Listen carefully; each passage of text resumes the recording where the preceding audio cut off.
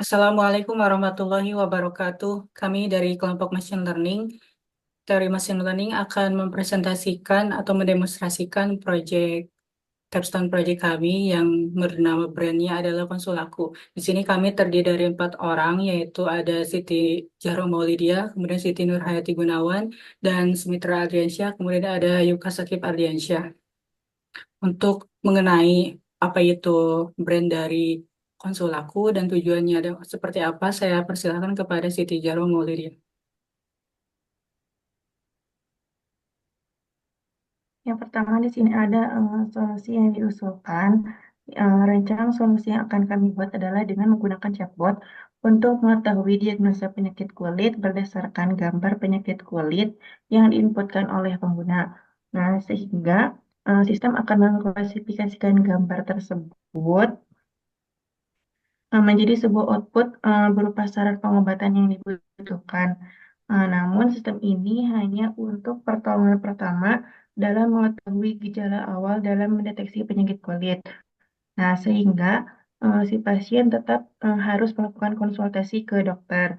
Lalu sistem ini juga dapat membantu pengguna dalam penanganan diagnosa awal dan lebih cepat dan akurat. Mengetahui berbagai jenis penyakit kulit beserta gejalanya, mendapatkan informasi mengenai pengobatan untuk mengatasi penyakit kulit tersebut. Lalu yang kedua, nama produk ini adalah Konsulaku, menekankan pada penggunaan chatbot untuk konsultasi kesehatan, juga mencerminkan sifatnya yang user friendly dan personal. Karena memberikan kesan bahwa chatbot menjadi teman atau konsultan pribadi dalam perawatan kulit. Lalu yang selanjutnya itu ada deskripsi project. Nah, chatbot pintar yang siap membantu yang dinamakan konsul aku. Eh, Kita dapat dengan mudah berinteraksi dengan konsul aku untuk mendapatkan diagnosis awal penyakit kulit berdasarkan gambar penyakit kulit yang kita alami. Dibangun dengan teknologi terkini dalam mesin learning, konsul aku memberikan rekomendasi obat yang diperlukan sebagai langkah awal penanganan perawatan kulit kita. Dapat layanan yang cepat, akurat, dan mudah digunakan dengan konsul aku. Materi selanjutnya akan disampaikan oleh Siti Nurhayati Gunawan. Kemudian di bagian research question and objectives, yang pertama di bagian research question yaitu seberapa efektif chatbot dalam memberikan gambaran kepada diagnosis awal penyakit kulit yang akurat. Kemudian yang kedua, bagaimana chatbot dirancang agar ramah pengguna dan mudah digunakan. Kemudian yang ketiga yaitu bagaimana chatbot dapat dipromosikan ke target audiens. Kemudian konsul aku ini mempunyai tujuan yaitu yang pertama mengembangkan model pembelajaran mesin untuk mengklasifikasikan gambar penyakit kulit dan menyarankan pengobatan untuk pertolongan pertama.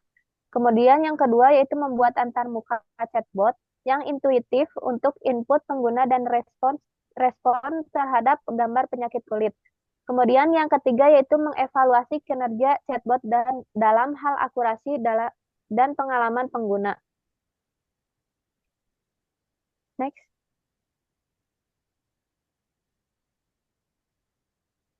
Kemudian adapun kaitannya dengan SDGs untuk kesehatan dan kesejahteraan yang baik, Konsulaku mengedepankan kesehatan dan kesejahteraan dengan memfasilitasi diagnosis dini dan pengobatan pada penyakit kulit tersebut dengan memberikan informasi kulit yang cepat dan mudah diakses. Dalam kondisi ini, chatbot mendorong pengguna untuk mencari bantuan medis tepat waktu sehingga meningkatkan hasil kesehatan dan mengurangi beban penyakit kulit yang tidak diobati. Kemudian adapun lima, lima model. Yang pertama yaitu TensorFlow, yang dimana mempunyai definisi yaitu sebuah library open source yang digunakan untuk machine learning dan deep learning. TensorFlow ini memudahkan para pengembang untuk membangun dan melatih model machine learning yang canggih seperti model untuk pengenalan gambar dan suara. Kemudian yang kedua yaitu NumPy, merupakan sebuah library di Python yang digunakan untuk mengolah array seperti tabel atau matriks. NumPy ini menyediakan berbagai fungsi matematis yang efisien untuk melakukan operasi pada array tersebut seperti perhitungan statistik dan aljabar linear. Kemudian yang ketiga yaitu OpenCV atau bisa disebut dengan Open Source Computer Vision Library. Merupakan library open source yang digunakan untuk aplikasi pemrosesan gambar dan video. Yang keempat yaitu Pandas, merupakan library Python yang digunakan untuk analisis dan manipulasi data. Dengan Pandas, user bisa membaca data dari berbagai format seperti CSV ataupun Excel, membersihkan data dan melakukan analisis statistik dengan mudah. Yang kelima yaitu model MobileNet V2, merupakan sebuah model deep learning yang dirancang untuk efisien dan kecepatan. Model ini sering digunakan untuk aplikasi pengenalan gambar pada perangkat dengan sumber daya terbatas seperti smartphone. Materi yang selanjutnya akan disampaikan oleh Sumitra Adriansyah. Baik, untuk arsitektur mengenai yang dipakai dari chatbot ini ada Flux.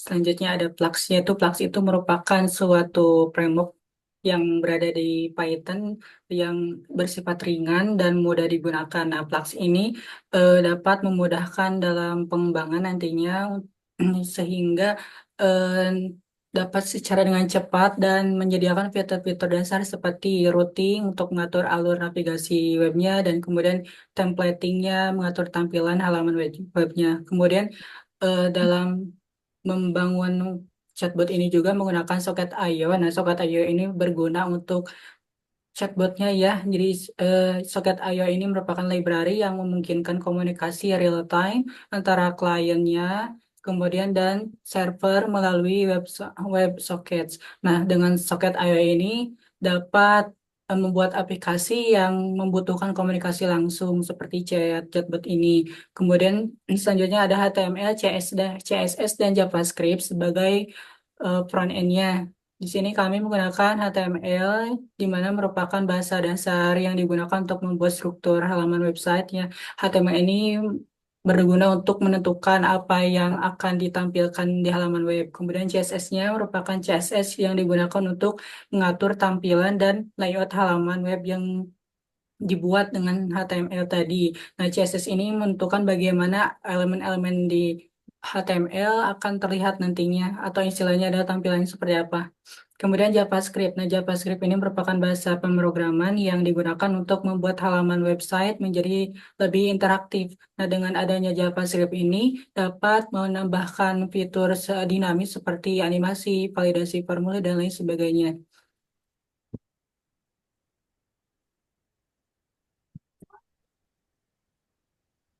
Selanjutnya kita akan beralih kepada demo aplikasinya. Di sini terlihat bahwa sudah terdapat landing page-nya atau halaman halaman pertamanya yang akan muncul, yaitu di sini akan mengarahkan kepada chatbotnya. Nah, sebelum itu ini adalah merupakan codingannya. Di sini ada app.python sebagai file utama dari navigasi atau aplikasi ini. Kemudian di sini juga menggunakan front end-nya ada HTML dan CSS dan JS. Kemudian modelnya juga di sini sudah ditambahkan. Nah, tampilannya adalah seperti tadi. Nah, kita mulai dengan mengklik button Learn More. Nah, kemudian tampilan chatbotnya akan muncul seperti ini. Di sini kita bisa menanyakan apa saja. Misalkan kita akan mengetikkan hello, kemudian akan merespon chatbotnya. Kemudian, misalkan kita ingin langsung saja menanyakan kondisi penyakit kulit kita,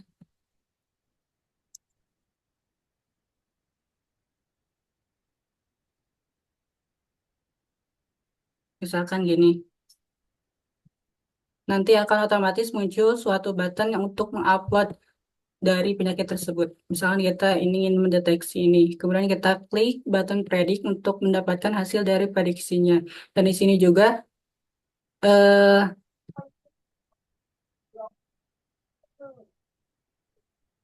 saya akan melakukan prediksi sedang berjalan.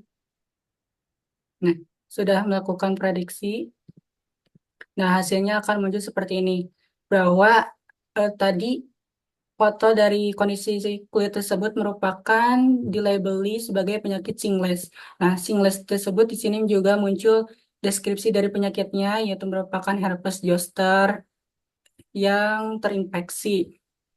Nah, ini muncul juga gambarnya dan chatbot akan menanyakan apa yang ingin dibantunya. Misalkan kita akan menanyakan penyebabnya.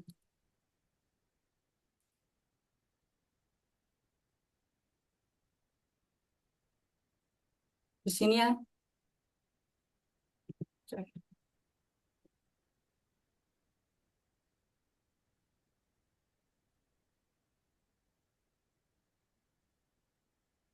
Nah, sini akan muncul penyebab dari selulitis adalah karena bakteri, kemudian adalah biasanya adalah Streptococcus atau Staphylococcus. Kemudian kita misalkan ingin menanyakan hal lain seperti prevention. Nah, preventionnya adalah untuk tetap menjaga kulit supaya bersih dan lembab.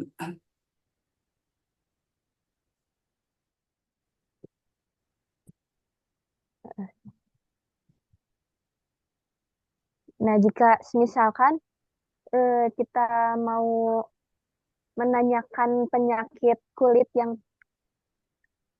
baru lagi, kita bisa upload image terlebih dahulu.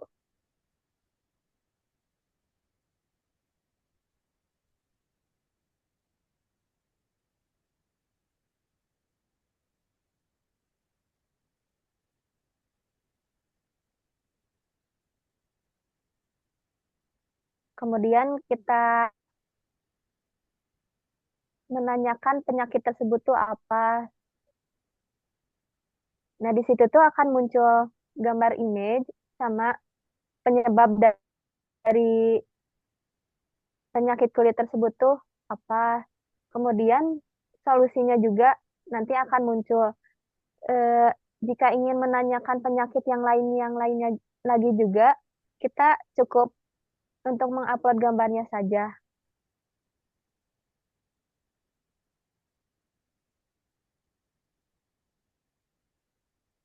Ulang dari kalau misalkan kita ingin menanyakan penyakit kulit yang lain juga, kita bisa upload gambar tersebut. Kemudian kita tanyakan dari mulai penyebab ataupun solusinya.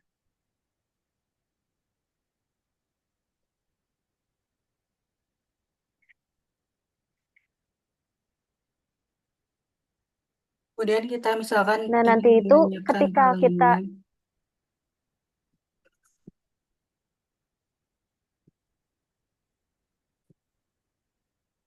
ditutup.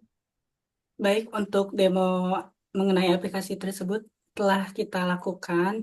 Jadi, chatbot ini dapat memberikan informasi terkait kondisi dari kulit pasien atau dari kulit pengguna. Nah, pengguna itu akan menguploadkan image tersebut. Nanti akan dideteksi oleh AI dari chatbot aplikasi ini. Untuk